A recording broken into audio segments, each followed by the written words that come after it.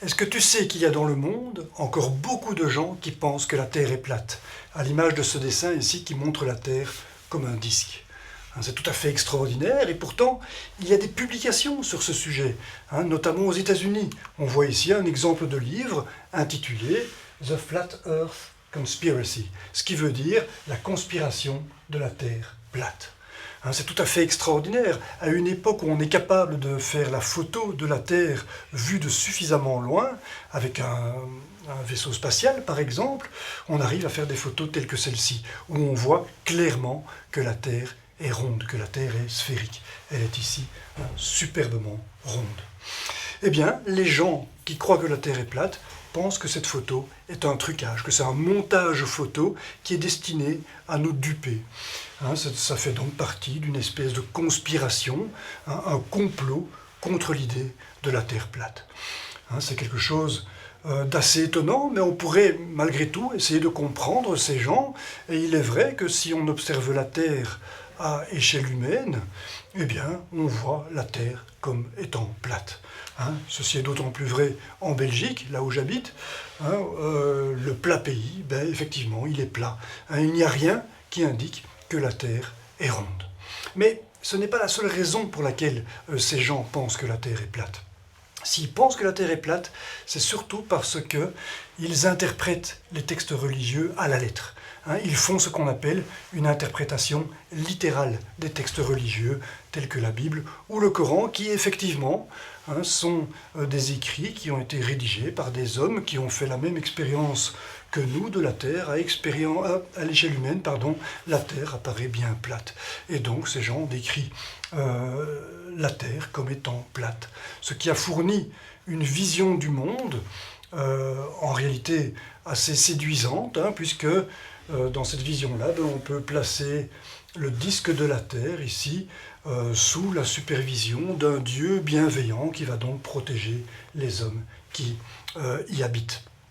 Alors, dans les textes religieux, on présente donc la Terre également, entourée par la voûte céleste qui sépare en fait le monde du divin, du monde de l'homme. Et sur la voûte céleste, on a le disque solaire, ici le disque lunaire, qui se déplace pour former l'alternance des jours et des nuits. Et on a également des petits trous qui sont percés, qui expliquent l'apparition des étoiles la nuit. Alors voilà, cette image du monde peut être aussi aisément complétée. Le fait que la Terre est plate ici permet de placer aisément à l'opposition du monde divin, ici du monde de Dieu, on peut placer l'enfer. Alors voilà, si on ne fait rien de mal ici à la surface de la Terre, l'enfer ne nous concerne pas vraiment, et donc on obtient une image du monde qui est effectivement assez séduisante. On vit ici protégé par la voûte céleste, sous le regard bienveillant d'un Dieu. Alors voilà, il faut reconnaître que cette image du monde contraste particulièrement avec celle que nous en donne le monde des sciences. Si on compare cette image à l'image du monde dans lequel on vit, vue par les sciences modernes, effectivement, on ressent un certain contraste. On est ici sur un caillou rond qui semble perdu dans l'immensité de l'univers, et il est vrai qu'il est plus difficile d'y voir le rôle de Dieu. C'est un petit peu comme si Dieu nous avait abandonnés, d'une certaine manière. Donc voilà, c'est clairement plus inconfortable, il est plus aventureux de se trouver sur un petit caillou perdu au milieu de l'univers que sur ce disque plat qui est placé sous la supervision d'un Dieu bienveillant. Donc voilà, malgré cet inconfort, l'homme pense en réalité depuis très longtemps que la Terre est ronde. Ça peut paraître surprenant, mais en fait la date précise à laquelle les hommes ont perçu la Terre comme étant ronde ne peut pas vraiment être donnée. Tout ce qu'on sait, c'est qu'il y a des traces de l'hypothèse de la sphéricité de la Terre qui date de l'Égypte antique. Et très certainement, dans la Grèce antique, là on trouve des travaux qui décrivent très clairement la Terre comme étant ronde.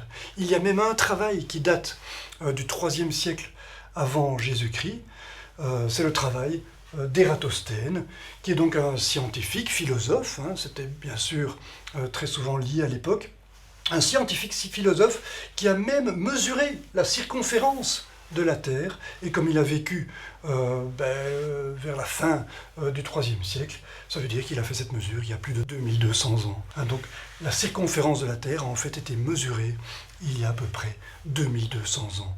Hein, ce qui est assez extraordinaire, bien entendu, sachant qu'il y a encore des gens actuellement qui pensent que la Terre est plate. Mais voilà, donc le but de cette séquence, c'est de t'expliquer comment Ératosthène a fait pour mesurer la circonférence de la Terre. Alors, avant ça, avant de parler de la méthode de mesure de la circonférence de la Terre, je vais d'abord te dire comment les hommes dans l'Antiquité ont fait pour réaliser que la Terre était sphérique et pas plate, comme l'observation dans la vie de tous les jours semble l'indiquer. En fait, si dans l'Antiquité on a réalisé que la Terre était plate, c'est parce qu'on a commencé à expérimenter la Terre à une dimension relativement grande. En faisant des voyages, l'homme a perçu des choses bizarres qui n'étaient pas en accord avec le modèle de la Terre plate. Et voilà, donc je vais ici t'expliquer une des manifestations qu'ils observaient, c'était lorsqu'ils voyageaient en bateau. Alors dans l'Antiquité, les bateaux ont commencé à se développer, ils étaient capables de faire de grandes distances, des distances sur lesquelles on peut percevoir la courbure de la Terre. Alors voilà, ici je te présente un bateau. Ce bateau veut se rapprocher du rivage, un rivage montagneux ici, symbolisé par cette montagne. Et comme tu vois ici, je te présente un modèle de la Terre plate. Les océans sont plans. Et donc quand un bateau se rapproche de la montagne, ce qui va être le cas maintenant, voilà, les passagers à bord du bateau voient la montagne se rapprocher. Au départ, elle est donc toute petite dans leur champ visuel, et puis dans leur champ visuel, la montagne grandit. Ce qu'ils voient donc, c'est ceci, la montagne est ici d'abord comme une petite pointe sur l'horizon, et cette montagne grandit, elle est posée sur l'horizon, mais elle grandit de plus en plus. Et voilà, quand le bateau s'arrête, on voit la montagne. Maintenant, avec une taille fixe, bien entendu, le champ visuel n'est plus modifié. Alors, voilà, ça, c'est ce qui se passe si la Terre est plate. Et en fait, ce scénario-là, ce n'est pas ce qu'observaient les navigateurs dans l'Antiquité. Ce qu'ils observaient quand ils se rapprochaient d'un rivage montagneux, c'est en fait ceci. Ce qu'ils voyaient, en fait, c'est la montagne qui surgissait, comme si elle surgissait de derrière l'horizon. On la voit réellement grandir et apparaître de derrière l'horizon. Ces deux scénarios sont clairement différents. Pour que tu vois clairement la différence, je vais les répéter ici en parallèle en même temps, que tu puisses bien voir la différence. Donc là, on voit la montagne qui grandit, et ici, on la voit surgir de derrière l'horizon. Et c'est clairement ça qu'ils observaient, et non pas ceci. Et donc, ceci, ils devaient l'interpréter. Et une manière de l'interpréter, c'est de considérer que la Terre est non pas plane, mais est sphérique, qu'elle présente une courbure telle qu'indiquée ici. Et donc, bien entendu, quand le bateau est loin, il ne voit pas la montagne. Parce que la montagne, qu'est-ce que c'est que voir? Voir, ça veut dire que nos yeux interceptent les rayons diffusés par l'objet qu'on voit, c'est-à-dire qu'ici il y a des rayons du soleil qui éclairent la montagne. Ces rayons sont diffusés dans toutes les directions, et pour voir la montagne, il faut qu'un rayon passe directement ici aux passagers du bateau. Or, on voit bien que ce rayon lumineux ne peut pas exister, puisque il est intercepté par la Terre, ici, qui effectivement n'est pas transparente. La Terre n'est pas transparente, donc ce rayon lumineux ne peut pas exister. À bord du bateau, ici, on ne peut pas voir la montagne. En réalité, pour voir la montagne, il faut atteindre le rayon qui est le plus bas ici, mais qui passe malgré tout au-dessus de l'eau. C'est le rayon que je viens de représenter ici. Ce rayon-là, il n'est pas intercepté par la Terre. C'est le premier rayon qui n'est pas intercepté par la Terre. Il faut au moins atteindre ce rayon lumineux-là. Et donc, c'est quand le bateau sera ici qu'on peut commencer à espérer voir la montagne. Donc voilà, qu'est-ce qu'on voit ici? On voit la pointe de la montagne qui commence à apparaître. Mais on ne voit pas la base de la montagne. C'est bien ça que tu dois comprendre. La base de la montagne ici, pour la voir, il faudrait que ce rayon-ci puisse se propager, ce qui n'est pas le cas. Il va être arrêté ici à cause de la Terre. Et donc, on ne voit pas la base de la montagne. Et ce qu'on voit, c'est juste la petite pointe de la montagne ici. Et encore, en fait, tous les passagers du bateau ne voient pas la pointe qui est ici. Regarde, si je représente ici un deuxième rayon qui vient de la pointe de la montagne, du sommet de la montagne, et qui va vers les passagers qui sont sur le pont du bateau, ici, eh bien tu vois que ce rayon-là est intercepté par la Terre. Il n'existe pas. Les passagers qui sont sur le pont du bateau ne voient pas du tout la montagne. Il n'y a que les passagers qui sont ici, dans le mât, avec les voiles, qui eux voient le sommet de la montagne. Et c'est pourquoi, dans l'ancien temps, jusqu'à une époque assez proche en réalité, eh bien on mettait dans les mâts des vigies. Le rôle de la vigie ici, c'était forcément de voir avant les autres la destination par exemple, ça pouvait être une terre, ça pouvait aussi être un autre bateau, un bateau ennemi par exemple, voir s'il y avait du danger ou pas. On plaçait donc des vigies en haut des mâts. Et donc les vigies en haut des mâts servaient tout simplement parce que la terre est ronde. Voilà. Alors tout ça pour dire finalement que la montagne, on la verra, tous les passagers du bateau verront la montagne seulement si le bateau est suffisamment proche pour que les rayons diffusés par la montagne ici atteignent bien les yeux de tous les passagers du bateau, que ce soit la vigie ou les passagers qui sont sur le pont. À ce moment-là, on voit la montagne dans sa totalité. Voilà. Bien sûr, il y avait d'autres manifestations, ce n'est pas la seule manifestation de la rotondité de la Terre, on pourrait dire. Il y avait d'autres manifestations, par exemple, simplement le coucher du soleil. C'est vrai que le coucher du soleil, c'est un phénomène qui n'est pas vraiment en accord avec l'idée de la Terre plate. Si la Terre est reposée sur un plateau, on ne voit pas comment le soleil peut se cacher comme ceci derrière l'horizon. Il est clair que ceci s'explique très bien par le fait que la Terre est ronde. Le disque solaire passe tout simplement ici, et le bateau qui est là dans sa première position ne le verra plus ici. Le soleil est tout simplement derrière l'horizon. Et voilà, il y avait d'autres manifestations comme ça, bien sûr, par exemple avec les étoiles. Voilà, par exemple, si on est à Alexandrie, et c'est là que vivait Ératosthène, eh bien on pouvait voir l'étoile polaire ici avec la petite ours, et une étoile qui se trouve sous l'étoile polaire était visible à Alexandrie, alors que quand Ératosthène descendait à Sienne, eh bien il ne la voyait plus. Elle est cachée ici, derrière l'horizon. Ce qui s'explique bien sûr par la rotondité de la Terre. Un personnage qui se trouve ici plus au nord qu'un autre, eh bien sera capable de voir l'étoile polaire, mais aussi l'étoile qui se trouve sous l'étoile polaire, alors qu'ici, eh bien, il ne voit plus cette étoile-là. Elle se trouve pour lui derrière l'horizon. Voilà, donc c'était quelque chose qui était connu par les scientifiques de l'Antiquité.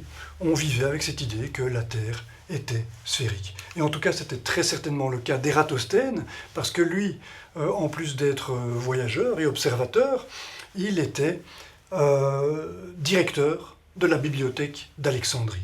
Et ce n'est pas rien, la bibliothèque d'Alexandrie, elle est évoquée ici avec cette gravure.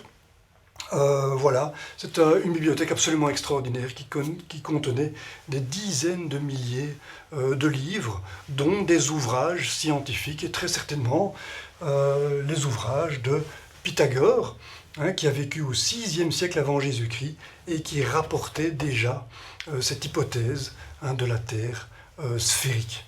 De même que Platon, qui a vécu au IVe siècle, lui, qui a vécu donc avant Ératosthène, qui lui a vécu essentiellement au IIIe siècle avant Jésus-Christ, comme tu peux le voir ici.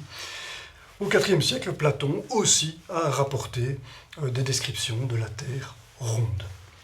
Et bien sûr, ils ont encore eu des successeurs, dont Ératosthène, comme je te le disais ici, qui a vécu essentiellement au IIIe siècle avant Jésus-Christ, qui lui donc vivait avec cette idée de la Terre ronde et qui a même été plus loin, puisqu'il a proposé d'en mesurer la circonférence, ce qui était drôlement ambitieux pour l'époque, mais voilà, il avait suffisamment de connaissances en mathématiques pour arriver à faire ça.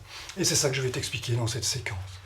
Comment est-ce qu'il s'y est pris? Comme je te l'ai dit, c'était un voyageur observateur. Un jour, il a voyagé jusqu'à Syène, Syène qui est une ville ici au sud de l'Égypte. Alors c'est une ville qui se trouve au niveau du tropique du Cancer, ce qui signifie que le 21 juin, le jour du solstice d'été, Syène est éclairée à la verticale. Le soleil se trouve au zénith et les rayons du soleil éclairent la Terre perpendiculairement à la surface de la Terre. Et donc, voilà, les rayons du soleil sont ici le 21 juin et Syène est éclairée donc perpendiculairement à la surface de la Terre. Alors ça, comment est-ce que Ératosthène a su ça, c'est pas évident à l'époque, hein, mets-toi à sa place, au IIIe siècle avant Jésus-Christ, ben, il a constaté ça tout simplement en observant les puits notamment. Voilà un puits à Sienne, donc un puits pour aller chercher de l'eau simplement, hein, c'est simplement creusé dans la terre, verticalement, et il constatait que les puits étaient éclairés jusqu'au fond, ce qui signifie bien que la lumière rentre ici et remplit le puits ici, qui est donc creusé le long d'un rayon de la terre. Voilà.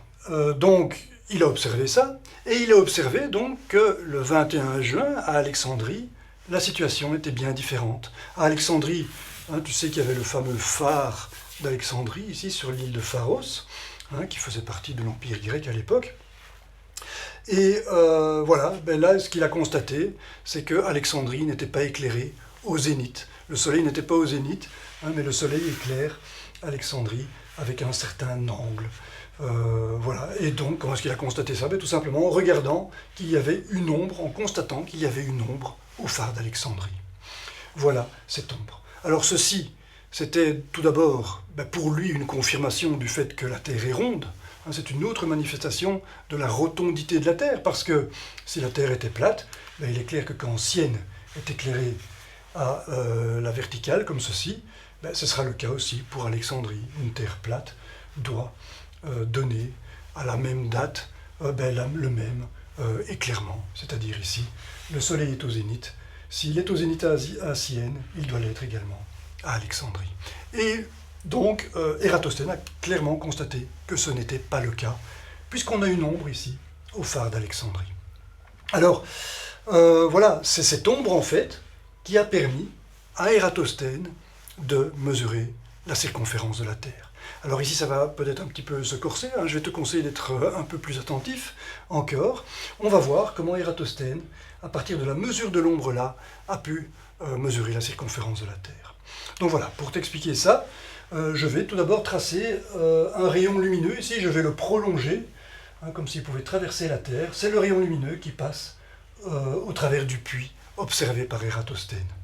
Alors voilà, la lumière arrive verticalement à la surface de la Terre, traverse le puits, et je prolonge ce rayon. Et forcément, ce rayon passe par le centre de la Terre. Ainsi, ce rayon est perpendiculaire à la sphère de la Terre ici, à la surface sphérique de la Terre, forcément, ça veut dire qu'il trace ici un rayon de la Terre, comme je te le disais tout à l'heure pour le puits. Donc voilà, alors on peut faire la même chose pour un rayon qui passe juste ici au sommet du phare d'Alexandrie. Ce rayon passe ici et va marquer bien sûr ici la fin de l'ombre du phare d'Alexandrie. Alors voilà, ceci montre clairement, hein, le fait d'avoir une ombre ici montre que l'inclinaison à Alexandrie est différente de celle de Sienne. Cette inclinaison est marquée par l'angle alpha ici. Alors en termes modernes, l'angle alpha, on l'appellerait la différence de latitude entre Sienne et Alexandrie. Donc cette différence de latitude, cet angle alpha, Ératosthène était capable de le mesurer. Il était capable de le mesurer parce qu'en fait on le retrouve ici, cet angle alpha. Tu vois ici un Z se dessiner, je vais le renforcer en bleu, ce Z. Tu vois qu'il est parfaitement symétrique, bien sûr, puisque ces deux droites ici sont parallèles. Les rayons du soleil sont effectivement parallèles parce que le soleil est très très éloigné. On les considère donc comme parallèles. J'ai donc ici deux droites parfaitement parallèles, et j'ai donc ici une droite qui est séquente de ces deux droites. L'angle alpha ici se retrouve là. Pour le voir, il suffit de prendre le Z bleu ici, de le renverser, et tu vois que l'angle alpha, bien sûr, se retrouve ici. Et cet angle-là, donc, peut être mesuré, puisqu'on voit qu'il va être l'angle qu'on retrouve ici dans ce triangle rectangle formé de l'ombre du phare d'Alexandrie et formé du phare d'Alexandrie lui-même, que je vais donc reproduire ici. Voilà le phare d'Alexandrie, voilà son ombre, et on retrouve bien sûr ici l'angle alpha. Le triangle que j'ai ici, c'est le triangle que j'ai ici, tout simplement. Donc voilà, l'angle alpha ici, mais bien entendu, il peut être mesuré. Si on connaît la hauteur du phare et qu'on connaît la longueur de l'ombre qu'il fait dans le soleil, eh bien effectivement, on va avoir ici l'angle alpha plus L est petit, plus alpha est petit, tu t'en rends bien compte, plus L est grand, plus alpha est grand. On voit bien que c'est le rapport de L sur H ici qui détermine l'angle alpha. Voilà, alors L, clairement, c'est le côté opposé à l'angle dans ce triangle rectangle. H, c'est le côté adjacent à l'angle dans ce triangle rectangle. Et donc, comme tu le sais, hein, le rapport entre L et H, ce n'est rien d'autre que la tangente de cet angle alpha. Hein, tu ne connais peut-être pas encore la fonction tangente, ce n'est pas très grave, ça ne va pas t'empêcher de comprendre la suite de cet exposé, hein, mais si tu veux comprendre la fonction tangente, je te conseille d'aller voir la vidéo qui est consacrée, hein, dans Clipédia bien entendu, on a une vidéo qui explique ce que c'est que la tangente. Voilà, donc la tangente de alpha, je le répète, hein, c'est L sur H, c'est clairement le rapport L sur H qui va déterminer alpha. Et donc alpha, eh bien l'arc, c'est bien l'angle, l'arc, dont la tangente vaut L sur H. Voilà, hein, qui est écrit ici. Alors ici, c'est écrit hein, dans sa version moderne. Donc Ératosthène avait des connaissances en trigonométrie qui lui permettaient effectivement de calculer cet arc tangente, même s'il ne l'écrivait pas comme ça, il faisait l'équivalent. Nous, maintenant, on peut prendre une petite calculette, on met L, on met H, on calcule le rapport, et puis on calcule l'arc tangente, et on obtiendrait, si on le faisait avec le phare d'Alexandrie le 21 juin, on obtiendrait 7,2 degrés. Alors voilà, Ératosthène faisait ce calcul différemment, il n'y avait pas de calculette bien sûr, mais les scientifiques étaient capables de faire ça à l'époque. On avait donc 7,2 degrés. Et 7,2 degrés, c'est un hasard, c'est un angle un peu spécial, parce qu'en fait, c'est tout simplement 360 degrés divisé par 50. Hein, pour s'en rendre compte, il suffit de multiplier à gauche et à droite ici par 50, et on voit effectivement à ce moment-là que 50 fois 7,2, ça vaut 360. 50 fois 7, 350, plus 50 fois 0,2, 50 fois 0,2, je te laisse un peu réfléchir, ça fait 10. 350 plus 10, ça fait bien 360. Et donc voilà, il tombait un petit peu par hasard, juste sur cet angle de 7,2 degrés, qui vaut 1/50 de 360 degrés. Et ça, c'est intéressant, puisque 360 degrés, c'est l'angle complet, bien sûr, qui correspond à un tour complet. Si je marche ici sur la surface de la Terre et que je fais la circonférence complète, eh bien, je vais tout simplement balayer un angle de 360 degrés. Si je marche maintenant de Sienne à Alexandrie, eh bien, je balaye un angle de 7,2 degrés. C'est ce que je mets ici. Donc D, c'est la distance de Sienne à Alexandrie. Si je parcours cette distance à la surface de la Terre, eh bien, je balaye ici un angle, je parcours un angle ici, alpha, de 7,2 degrés. Alors si j'avais continué de 2 fois cette distance, j'ouvrirais forcément un angle 2 fois plus grand. Il y a une simple proportionnalité entre l'angle ici et la distance parcourue sur le cercle ici de la Terre. Voilà, donc je vais profiter de ça bien sûr, tout comme Ératosthène l'a fait. Voilà, un angle de 7,2 correspond à la distance entre Sienne et Alexandrie, la distance D. 50 fois cette distance, ça va correspondre à 50 fois l'angle, et 50 fois 7,2, ça fait 360. Hein, si je reporte 50 fois l'angle alpha ici, autour du centre de la Terre ici, eh bien je vais parcourir 360 degrés. C'est-à-dire que le point que je déplace ici à la surface de la Terre aura effectué tout simplement toute la circonférence.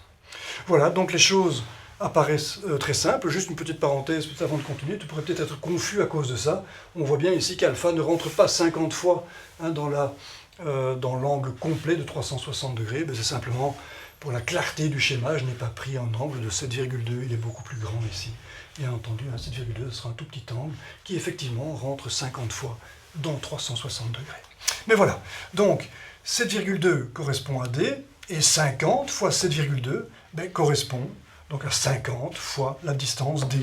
Et ça, puisque 50 fois 7,2 c'est 360 degrés, on sait que si on reporte 50 fois D ici, on va trouver la circonférence complète donc de la Terre. Donc 50 fois D n'est rien d'autre que la circonférence de la Terre. Je répète pourquoi, parce que ce C ici correspond bien à 360 degrés.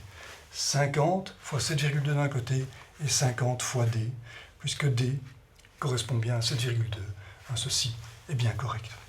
Donc voilà, et ça, ça donnait la capacité à Ératosthène de mesurer la circonférence de la Terre. Parce qu'il lui suffisait de connaître la distance entre Sienne et Alexandrie. Et ça, effectivement, on pouvait le faire. Voilà une carte satellite ici, une photo satellite qui montre la ville de Sienne, ici la ville d'Alexandrie, et on voit le chemin qu'il fallait parcourir le long du Nil pour passer d'une ville à l'autre. Et cette distance-là, on pouvait l'évaluer. On pouvait l'évaluer tout simplement grâce aux dromadaires.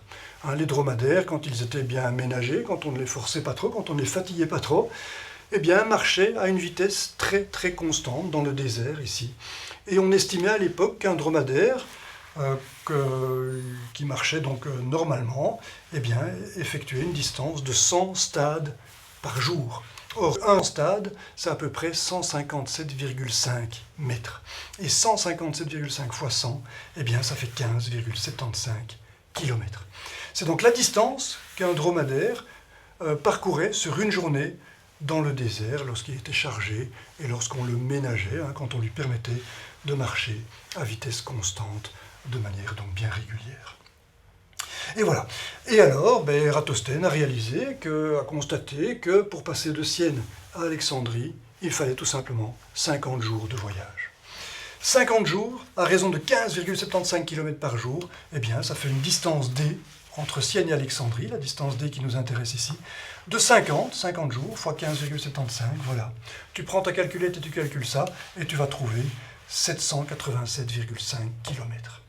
Ceci était donc la distance estimée par Ératosthène sur sa connaissance donc de cette technique de mesure des longues distances. 787,5 km, c'est donc le nombre à mettre ici pour obtenir la circonférence de la Terre. Tu vois que les choses sont toutes simples. La mesure de la circonférence de la Terre est tout simplement basée sur la mesure de l'angle alpha ici. L'angle alpha correspond à la distance D qui vaut 1/50 de la circonférence. Tout simplement parce que cet angle alpha vaut 7,2 qui est 1/50 de 360 degrés. Voilà, les choses sont simples. Et maintenant, on va faire ce calcul. 50 fois 787,5 est le résultat que j'avais là. Ça, tu peux de nouveau reprendre ta calculette et tu vas obtenir 39 375 km. Et ça, c'est un résultat tout à fait remarquable parce que il est très très proche de ce qu'on peut obtenir avec les techniques les plus modernes. Si on calcule la circonférence de la Terre avec les techniques modernes, on obtient 40 075 km. La différence est toute petite, elle est de l'ordre de 1,7%. Et donc on constate que Ératosthène a fait la mesure de la circonférence de la Terre avec une erreur d'à peine 1,7%. Et ça, il y a 2200 ans. C'est quelque chose de tout à fait remarquable. Voilà, ça a été fait il y a 2200 ans, et malgré ça, encore aujourd'hui, des gens pensent que ceci n'est pas vrai, qu'en réalité, on vit dans un monde qui est plat, dans un monde qui est un disque. Et voilà, donc ils pensent ça bien sûr, je te l'ai dit, parce que ça fournit une image du monde qui est beaucoup plus séduisante que celle fournie par la science moderne. Alors voilà, elle est plus séduisante parce qu'ils vivent sous la protection d'un dieu, ils se sentent donc à l'aise, mais en réalité ils ne le sont pas tellement parce qu'en faisant ça, ils se sentent bien sûr dans un monde hostile, puisque d'après les gens qui pensent que la Terre est plate, ceci est une invention destinée à les duper. C'est-à-dire qu'ils pensent que tout le monde scientifique, en gros, est contre eux et propose quelque chose qui est faux. C'est assez extraordinaire d'imaginer ça. Mais voilà, donc je te laisse te faire ton opinion, bien sûr, à ce propos. Revenons aux sciences ici, et le monde scientifique. Il est clair que Ératosthène est considéré comme un véritable héros de la science de l'Antiquité. C'est l'homme qui a réussi pour la première fois à mesurer la circonférence de la Terre, et il a réussi à faire ça avec une erreur absolument minime pour l'époque. C'est tout à fait remarquable. Alors voilà, les scientifiques, le monde scientifique a montré des signes de reconnaissance envers Ératosthène pour reconnaître cette prouesse scientifique réalisée donc il y a 2200 ans. Alors voilà, donc on lui rend un hommage, notamment au travers de ceci. Ici, voilà, tu vois, il y a un cratère de la Lune ici, à qui on a donné le nom d'Ératosthène, donc en hommage, bien sûr, à Ératosthène et son travail extraordinaire de mesure de la circonférence terrestre. Voilà, c'est ici que se termine cet exposé. Merci pour ton attention et à très bientôt.